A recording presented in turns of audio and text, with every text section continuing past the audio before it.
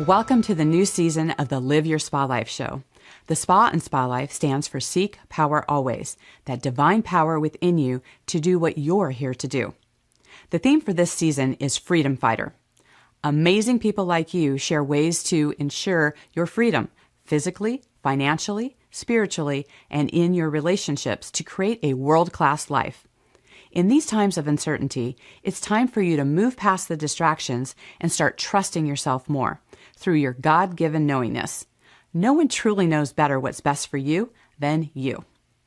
In this season, you'll have plenty of examples of people choosing their best life and giving a voice of freedom to those who are also looking to have their best life.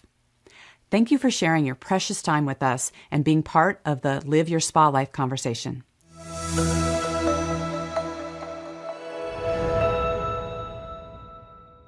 With us today is Ryan Anthony Hernandez. He joined a religious community at the age of 17, thinking it was a peaceful Catholic community, only to experience cult abuse and constant paranoia. He is now speaking out on his podcast, The Truth That Heals, to spread awareness and abuse, and to bring healing through truth. Ryan, welcome to the show. Thank you so much for having me here. This is, I'm someone who had 12 years of Catholic school, grew up Roman Catholic, with the whole, background. And I think with like anything in life, there are pluses and negatives to everything. And so, one of the things I'd like to share about is that, as people are listening to this, regardless of, we all have different circumstances growing up. There are people wwho show up as angels in our life and those that can show up as demons, as you've mentioned before, right? So as, we're talking about this, I want people to be open because sometimes I think people shut down and they only hear their own experience or maybe things that they've heard in the media and all the different things that can be out there.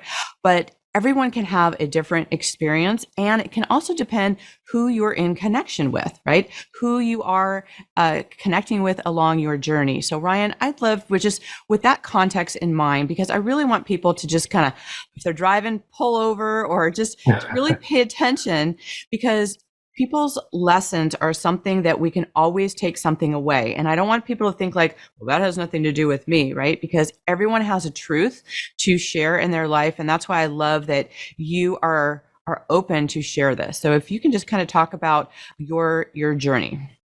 Well, my journey started when I was 17. I joined a religious community within the Catholic Church. And I had the idea that this community was fully, let's say, accepted by the church. And only maybe a decade later was I able to understand that this community that I joined was in the process of being accepted by the church. So it had not been recognized. And as I entered, I left LA. I'm from Los Angeles. I left the glamour. I left all the ambitions of a 17-year-old wishing to have a bright future. And my idea of a bright future was serving the poor, serving the church. But I also felt this tug to do something with the LA culture, with Hollywood. And then you have Vegas just a few hours away. And then you have all these sports. So I was really in this like tug of war. But then this community, they kind of, now that I look back, I feel that there was a lot of manipulation and coercion, because at that age, when I was 16, they were already kind of inviting me and pulling me in with the idea that I am going to do something good by joining this group. I decided at 17 to drop out of high school and to put my life entirely into their hands. And as the years went on, I would say to people, especially to my family when they would call, I would say, Mom, Dad, I'm doing great. You don't got to worry about anything. I'm so happy. But deep down, I was so miserable. And we had so much paranoia, so much fear. And I do call it a religious cult, although not in. It's hard. It's hard to come to acknowledge that I was in a cult, because yes, you mentioned earlier that there are angels and there are demons in our life who come into our life. And some people there were really with the purest intentions to just be good religious nuns, religious priests. And then you had other superiors who really, I would say, inflict pain. And I saw that there was like almost a pleasure out of inflicting pain. And I felt manipulated, because although I wanted to leave, the idea that they would share with us is, if you want to leave, then you're leaving Christ, or you're leaving the cross, or you're leaving Jesus hanging there by himself. So how can you leave if Jesus suffered so much? How can you leave? So I thought that that was all just part of good religion. But then later on, as I started seeing the deception of the founder and other leaders in the group, deception not only to us, but in the way that the money was being, the way that they were using the funds, deception with the rest of the church, I started asking questions, and that kind of put me on a path of first acknowledging that I was in a toxic environment, which was so hard because I didn't want to acknowledge that what I was in was toxic. I didn't want to acknowledge that I had been fooled or duped. And I don't like saying that, but I feel that if I had known from the very start what this group was, and that this group was not fully recognized by the church, then perhaps I would have, waited a few years, gone to high school, gone to college, live a normal life. I missed out in prom. I missed out in dating. I missed out in regular things that people take for granted. And it was at that moment when I started to acknowledge that my environment was abusive that I started my healing journey. And it's been a long healing journey, but I feel that it's worth it. Right. Well, one of the things I think is really interesting, and especially for our listeners, is that I think one of the first things that come up for people is like, how did you not know? Like, why would you go into that? And they're like all these different and they can be judgments as well, but there also can be a curiosity about it as well, because hindsight is always a brighter version, and a bigger vision. You can see it, and I think what happens is that people don't realize that things can happen over time, right? They can, evolve, and what may be like, you had great intentions, and maybe even the people around you had great intentions, but you get a couple people who don't have good intentions. You maybe, as you're going along, you can kind of go, well, that's just them, or, oh, it'll get better, or it'll be okay. It's like any type of abusive, situation can be like that. So, first of all, just so it'll be helpful to our listeners, is how do you define a cult? Like, how is it that you define it as that, and what is your experience has been with that had you actually kind of wake up and go like, I'm in a cult? Well, okay, that's a loaded question. So to define cult, actually, I don't think there's a solid definition, because it can be like so fluid. I just mean for you. Yeah, for me, God, cult was it started off as pure intentions of following God. And then from that pure intention, you get some bad people who wanted absolute authority, absolute obedience, and then it turned into religious abuse or spiritual abuse, where they give you this shame for, not, like, for us, it would be like shaming for not waking up on time, or, they give us a lot of guilt. And then from there, from that Catholic guilt or religious guilt, you could say, and from that religious abuse, it led on to extremism, where everything was monitored. There was spying, there was paranoia. So it was really, for me, the cult was, in certain areas, you can really see it just growing like a crescendo of fear and and pain, because they did inflict a lot of pain, beatings, humiliations, a lot of dark things.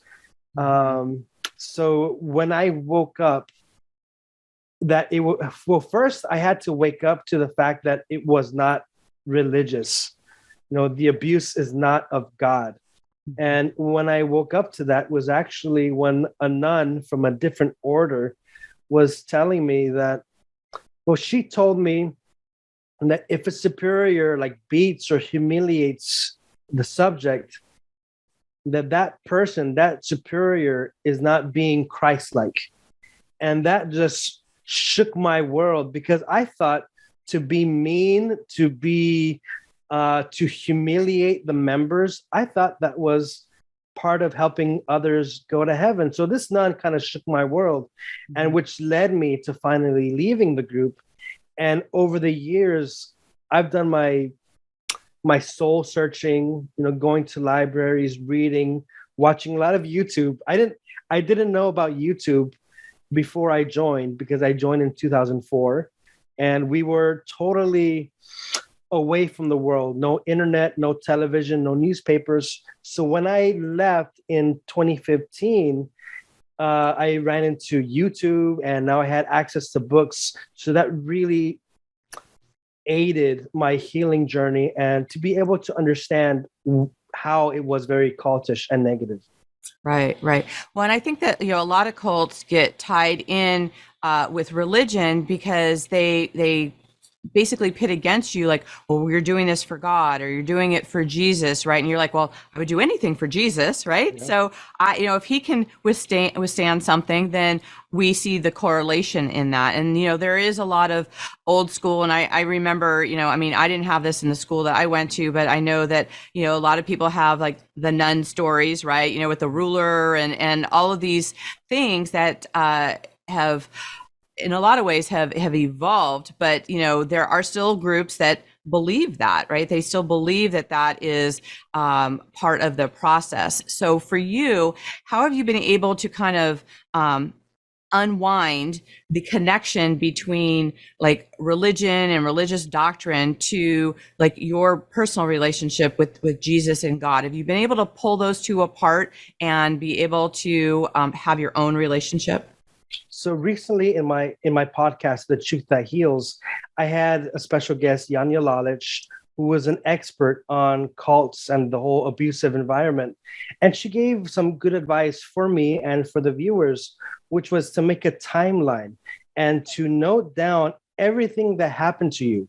And in that timeline, as you're going, you're kind of weeding out what is good and what is bad. So I had to do that process personally to weed out those bad moments. And instead of blaming God, I don't like to say blame, but I accept that these people made the choice. They had free will. They have knowledge, and they manipulated me, and they abused me and other members. And in my darkness, in those dark times, I've always held on to prayer, to hope, and I shouldn't even be a religious person. I should be an atheist, or I should be a person who hates God, absolutely. But if they can make a choice to do bad, I believe that I have the power to make the choice to do good and to use my faith and my knowledge to do good. So that's why it really had to take a lot of weeding out what it is that I see as good, what it is that I see as bad, and just kind of put them side by side and make my own decision. So I didn't want it to be just emotions and just me hating on God. I know many people who do, and that's up to them. I'm not going to judge them. They have all the freedom to choose what path in life that they want. But for me personally, I'm not going to let some negative, toxic people who claim to be on God's side, they claim to, they wear the veils, they wear the nice priest habit, but I know that that's not of God. So it really took a lot of uh, a lot of thinking, a lot of going back and analyzing what it is that I went through. No, that is such a brave path to take, to be able to basically immerse yourself in the messiness of it, right? Because sometimes the level of trauma can have you not see the good in it, right? And I think too that, anytime people have an experience, if you can really objectively look at, okay, what were some of the lessons I could take out of this? How do I want to be? That's actually reclaiming your life, to be like, I don't want to throw God out with the bathwater, right? Just because I had, people in my life that were not supportive or didn't, were a very bad representation of what it could be to have a relationship with God, and to tie that in there for you to take back your power and to see what that is for yourself. And it's a process, right? There are things that happen with that. What do you feel that has been like the most, something that has helped heal you the most in your journey? Well, towards the end of my religious life, since I was there for 11 years, and I've mentioned that there were some good and some bad, at the end, I had a superior who gave me an assignment. And this assignment was to reach out to the ex-members in the community. Now, for me, that was extreme, because the founder and the other cult-like members, they wanted absolutely nothing to do with ex-members, and they would call them, cursed. And that's something that cults do. Once you leave, you have to shame them, and you have to see them as kind of like fallen angels. Now, this superior gave me this assignment to reach out to them and to see them, and I'm an ex-member myself, but to see them as human beings, as people who are loved by God, people who are, although they're out of the community, they're still in the palm of God's hand. And I held on to that. And when I left, that seed stayed in my mind that, hey, although the founder and the rest of them are saying that my life is supposed to be miserable, that my life is supposed to be in complete separation from God, I'm going to hold on to this little seed here, that no matter what, no matter how crazy my life has been, I'm still in the palm of God's hand. And so it was for me an act of faith, an act of hope, and it really helped me to stay strong in the healing process. Yeah, so great. And is there anything like today that kind of still either haunts you, or, there's a lot of fears that can come up in life. What are some things that maybe still bother you, and what are some of your strategies or skill sets that help you move through it? Well, I'm still healing through that.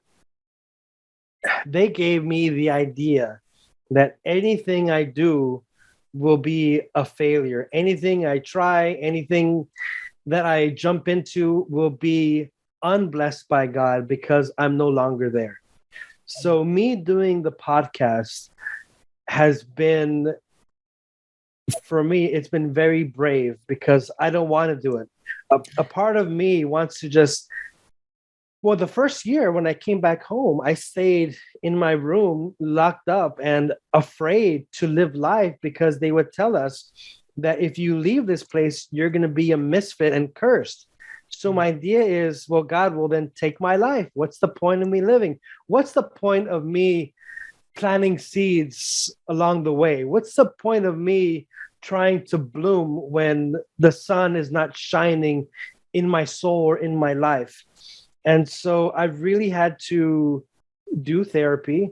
And that in itself was courageous, because from what I learned there, all therapists and all psychologists are, for the devil kind of thing. So, me trusting that everything will be okay, or that I'm not an evil person, it really led to healing, steps by steps. So it's not a one day thing. It's every day I'm going through my my fear of even speaking to you. It's a fear that I'm going to fail. Or maybe I'm going to choke and die because the devil, and that's how they really mess with your mind. But Right. then I really have to put my feet down on solid ground and say, I believe that it'll be okay. And Mm. it takes Yeah. it takes a lot of courage. Yes, it does. And I appreciate you walking through that here. And because, I absolutely believe that when we have conversations like this, that there's someone out there that maybe is having a similar experience. Maybe it's not in the church, maybe it's in another sector of their life or something else that's going on. But I think that when people hear the stories and they can relate even a certain part of it and go, you know what? Ryan got through it. And if Ryan can get through it, then I can get through it. And so I think it's really helpful with that. And you talk about the importance of having a friend and having people, be there for you, which is kind of ironic. Like after going through the whole shutdown thing, people were more isolated than ever. Right. And we have our mutual friend, Kelly, who talks Yes. about, the whole human trafficking and sex trafficking and all of that. And there's actually some very similar paths of, over time, there can be a sense of like, oh, you're being taken care of, right? And you can like, pimps and family members and whoever's involved in any of those things, they try and buy your love, right? But then you're also being, not only just trafficked, but you're also meant to feel bad, right? And you're meant to, there's a lot of different things. It's like this messing with your emotions of who loves me, why am I here? All the things are out there. And so I think the more we connect with people and get to hear their experiences, it can actually help us. So talk a little bit about having friends in your back pocket. Well, I was on it. To be honest, I was, and I'm going to keep it clean, my language clean, because I like to say a lot of bad words, but I'm going to keep it clean. I was furious at some so-called friends because when I would try to bring up my experiences being in solitary confinement or being in isolation or being beaten, and I would try to express the pain, the sorrow, the loneliness, many of these so-called church friends would, instead of be a safe place for me to go to, I instead was criticized, judged, and it became my fault. And then the trauma increased even more. And then I got mad with a few of them because it's like, hey, you're my friend here. I'm opening up. I'm becoming so vulnerable. I was vulnerable there when I was beaten, when I was shamed, when I was locked up for no reason. And I'm talking to you, and the response I would get was like very passive aggressive, was, oh, you should heal somewhere else, heal on your own time. And so I did see over time that there were friends who also had been silenced and were unable to speak. But me, I'm a very outgoing person. I think I try to be jolly, by my nature is to be a happy-go-lucky guy. Mm-hmm. But this was on my chest. So I would talk to some other friends from church as well who were actually receptive, and they would say, yeah, I also went through that. And we were able to share our stories, and it was no longer a fear that I'm going to be shamed, because some friends did that, and now I don't really consider them as true friends. But these other friends who were victims, they listened and they gave me a safe place to heal. So that really gave me strength, because seeing their sufferings and knowing that it's not only me who went through these traumas or through these beatings, knowing that there are several others who went through similar situations, that's giving me the fuel and the fire to speak up and not back down. Even though I do have these friends who keep telling me that I should keep quiet because it's a scandal, my belief is it's a bigger scandal to let these abusers continue what they're doing while my friends are out there suffering and have not even received a genuine apology. So for me, friendship, that true friendship where I can talk and open my heart and be listened to, and I, of course, have to do the same. I feel it's given me the strength and the courage to really be a lion and to just go forward. Yeah, absolutely.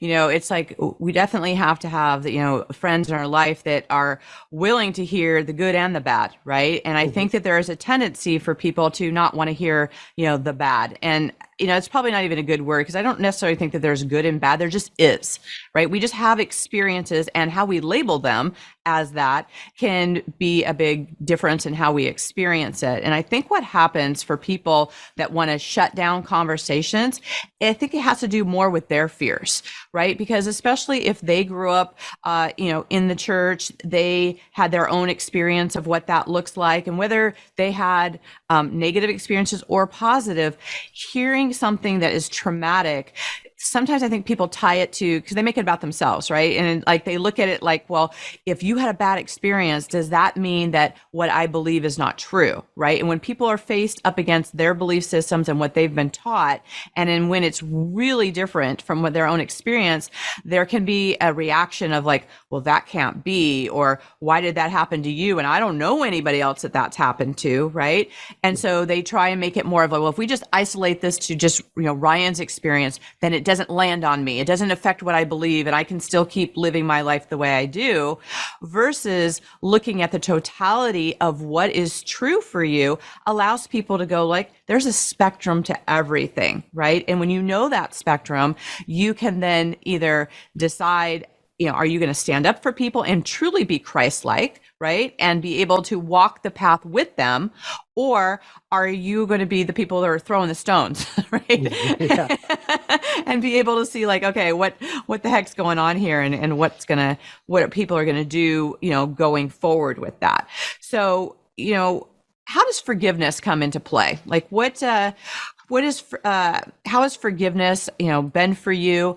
Do you feel like you've done that? Do you feel like, where are you at with that? And one of the things I learned a long time ago about forgiveness isn't really about the other person, right? Forgiveness is something that helps restore ourself and our own being and soul, because, it's almost this kind of like getting right with God kind of thing. Where do you stand on that? That's a very interesting question, because it clashes with what I learned in that religious cult. So what they would tell us was, or at least like the culty ones, was forgive and forget. If someone does something bad to you and they say, "Oh, I'm sorry, it's all my fault," then you forget all the pain that they caused you. You just move forward and live on with your life, and you don't even bring it up. And at this moment in life, I don't agree with that concept. And it's an idea which kind of floats around my mind. Just forget about it, pretend it didn't happen, move on with my life. But I've had to actively say, look at the cross and say, God, I forgive them. But at the same time, my body doesn't forget. My heart doesn't forget. And so there is this, and I do it a lot, because sometimes I'll be really upset when I think of something, or I'll hear news of them doing something to another person, and this anger comes up. But I'm not going to let this anger be converted into hatred. I instead want this anger, which is a natural emotion. I want this emotion, instead of having hate, I'm going to just be me, and at the same time tell my story, so that hopefully it doesn't happen again. But still, I have to actively, maybe once a month, once every 3 months, say, Lord, I forgive them. But there has to be some sort of justice. There has to be some kind of healing on my part, and just sliding it under the rug for me isn't true forgiveness, to pretend it didn't happen. Right. And I love that distinction. And I think that there's many layers to, forgiveness, is that, just because you've forgiven someone and you've, for lack of a better word, got right with God, doesn't mean that they're off the hook, that, I'm sure God will have some words for them as well, about using his name to, intimidate people and to, put them on a path that I'm sure he did not mean for anyone. But I do believe that we any of the things that we have in front of us, they're things that we can now utilize to shed that light for other people, right? To help them to see that what they've been told, especially if it's something that's harmful to them, is not necessarily the truth. And so bringing light to that can help people really grow from that. They can really understand that. And I'm with you. I think that forgiveness is something that, we all can choose the level of what we're going to do with that. But I think that forgetting it allows us not to necessarily learn the lesson or to help people do that. So I think having the distinction on that can really make a difference. So what's, kind of flip into another side here. What brings you joy these days? What brings me joy? Well, I just came back from Dublin, Ireland. I love traveling, and I went there because I have some friends who live there. They're ex-brothers and ex-sisters from my community. And although I'm out of the cult, but I feel that my heart is still in the faith. And although we're no longer together, I still feel that there's this bond. It's almost like we're blood brothers and sisters, but we're not. But I feel that, man, they're there, and no one else from the community goes to visit them or give them a call. So I just got a plane ticket, went over there for a few days. We went to go get a Guinness, and that brings me joy, seeing my family, because that's what they are. They're family. Even though there were like 1,000 of us, there were a bunch, but just seeing them and seeing that they're not cursed people, seeing that God is still in their life, and hopefully they see God in my life. And for me, that brings me joy, seeing the smiles in people who are supposed to be, evil, but knowing that God is still at work, even though they've been shamed and ridiculed. And so that's like the happiest thing that I've had this month, seeing their smiles. That's so great. Well, another thing I always like to ask, especially someone who's experienced, isolation and, a kind of off track of what they thought their life was going to live. I like to always look at what do we create in our immediate environment, because I think how we create our environment can really affect how we live our life. And so what is, we live differently in let's say our bedroom versus our kitchen or our living room. What's your favorite room in your home and why? I honestly have no favorite room in the house because, I think being in isolation and being locked up, I feel if I'm stuck in a room for so long, I have that fear. I don't know if it's a trigger or something, but I have that fear that I will be stuck there for a whole year or to be in prison. So that's why my room is the world. My book are the different countries. And like, I think St. Augustine says, the world is like a book and traveling is the way you get to see the pages. So for me, I have a huge room because I'm always on the go and I just love nature. And for me, that's the outdoors is my room. I love that. Well, I think that your large room is in direct correlation to your large heart, and you obviously have a heart for people and for still, making an impact in the world and finding a way to really support people with that. So I love that. And I know that people are going to want to stay in contact with you, Ryan. And how can they best do that? I have I have Twitter. I don't even know my name there, but it's right. It's like Ryan Anthony Hernandez is my full name, but my Twitter there is Truth That Heals, and they can find me there on Twitter. I'm very active, and of course, they can follow my podcast on Spotify, The Truth That Heals, and I have Facebook, Ryan Anthony Hernandez, and I'm very I'm very reachable. If I'm not traveling, if I'm traveling, then it'll take me a few days to probably connect with the person. But other than that, I try to be as available as I can. Wonderful. Well, as you know, our theme for this season are people who are choosing freedom in their life. And so in what ways are you choosing freedom today? I'm choosing freedom by being happy, I love by not being locked, not being chained to the past, to the depression. I'm making the decision to be happy and to be free. I love that you say the decision to be happy, because I believe it's a choice. And regardless of our circumstances, whatever has happened, in the past or going in the forward, we get to make that choice and we get to live into that life. And I think that is a beautiful thing. So thank you so much, Ryan, for being here with us today. Thank you so much, Diane. I enjoyed it. Great. And to our listeners out there, if this is you, if you've had a challenging path, you're still on it, right? You're not off of it. Don't let people who are trying to tell you about your relationship with God or, whatever it is that they're telling that's not in alignment with your heart and your journey and what you're doing. Listen to that. That's part of discernment, right? That's part of being who you are today. And, I just encourage you to, point people in the direction to listen to Ryan's podcast. If you are on social media, you can, definitely tag both of us. If you've got questions, we want to help you move through any challenging times and to bring that truth to the stage. So until we connect again, live your spa life. Bye for now. Bye-bye.